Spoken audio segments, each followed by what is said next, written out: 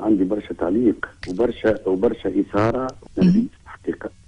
نرفيز على خاطر المسائل هذه ماهيش نتاع عواطف، مسائل جدية جدا، مسائل تفرق بين الناس، مسائل عملت حروب أهلية، مسائل عملت ضريبات، ويندموا العباد بعدين، يندموا على خاطر يقول لك اسمع احنا رانا عباد ربي وغدوة باش نتقابلوا كل سواسية عراية قدام المولى، وما عندنا حتى شيء معناها متفرقنا بعضنا، كلنا بشر وكلنا مختلفين، والإسلام يقول اختلاف أمتي رحمة.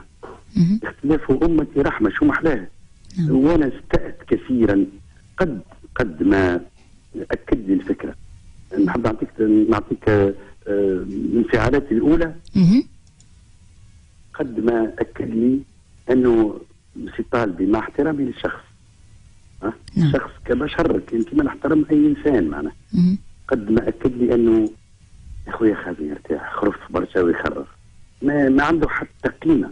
أو نعطيك مثال بسيط نعطيه للمستمعين، نعطيك مثال بسيط. السيد في تنبك مقاله أن النبي يسكر، رسول يسكر، في تنبك مقاله اللي هو أثار برشا حاجات، يقول أنه ثم حديث يقول إذا كان اختلف الحديث مع السنة مع القرآن كذا، هو قال لك ما نحملش بالحديث. كيفاش ما تمش بالحديث ومن بعد تجيب حديث باش تحكي أن النبي يسكر؟ يا رسول الله توا هاجج منه. احنا نقولوا اللي عندنا شك، وانا نقول اللي عندنا شك في الاحاديث انه ربما مخلوقه مختلقه، ربما مفتعله، ربما الحقب التاريخيه زادت شويه ما زادت شويه، كنا نؤمنوا به هذا الناس الكل معناها، حتى المؤمنين يعني يؤمنوا به انه ثم حديث ضعيفه، ثم حديث ناقصه وكذا، وتجي تقول ثم حديث يقول انه النبي يشرب قدام جماهير معينه. احنا عندنا 90% من الناس ولا اكثر اللي بالنسبه لهم محمد مش شخص، مش رسول، مش معناها جلدهم. لما يقول النبي يصير شوك جلدهم. هذوم الناس اللي يكونوا ناخبين تقول لهم النبي كان يشرب؟ كلمه يا خويا اتكى وقول لاولادك عمرك 90 سنه يا خويا نحترموك ونحبوك وفك علينا. انا مره عملت 6 صفحات في جنافيك ضدي، جاوبته ب6 صفحات. قلت له قيمه انا ولدك، انا ولد تلميذك. تعليقا على المشارك نتاعو عبد الفتاح، انا ياسر عجبني كشخص، كانسان يعرف يحكي، كانسان يعرف يفدلك، ما نعرفوش. انا عمري ما ريت الزوز، لا ريت الطالبي ولا حكيت معاه، ولا ريت عبد الفتاح مور ولا حكيت معاه. ما نعرفهمش بالكل.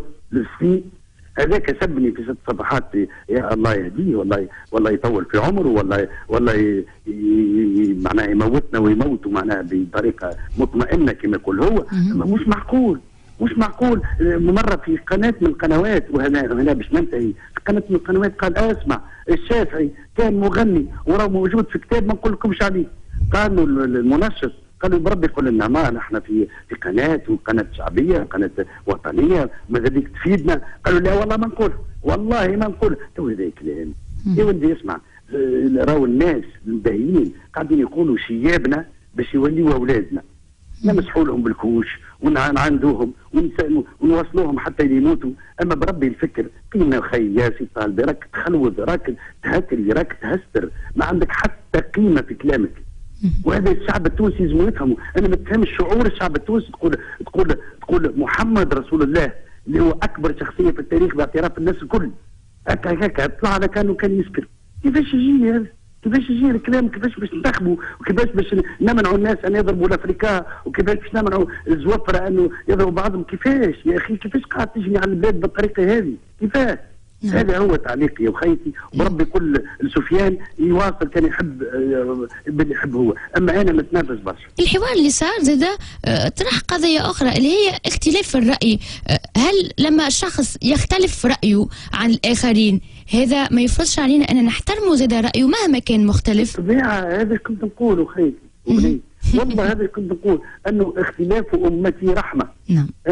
انا ثم احاديث، موقفي من الحديث، خلينا نفيدوا شويه ناس. موقفي من الحديث انه ما يناسب الحكمه وما يناسب المنطق وما يناسب العقل البسيط العادي الباهي قالوا النبي. اما خير ولا قالوا واحد اخر، ولا قالوا الخضار اللي بحذايا ولا جارني، قالوا النبي يا اخوي، قال لي البيهقي وقال لي البخاري انه قالوا النبي، اذا كانوا باهي قالوا النبي.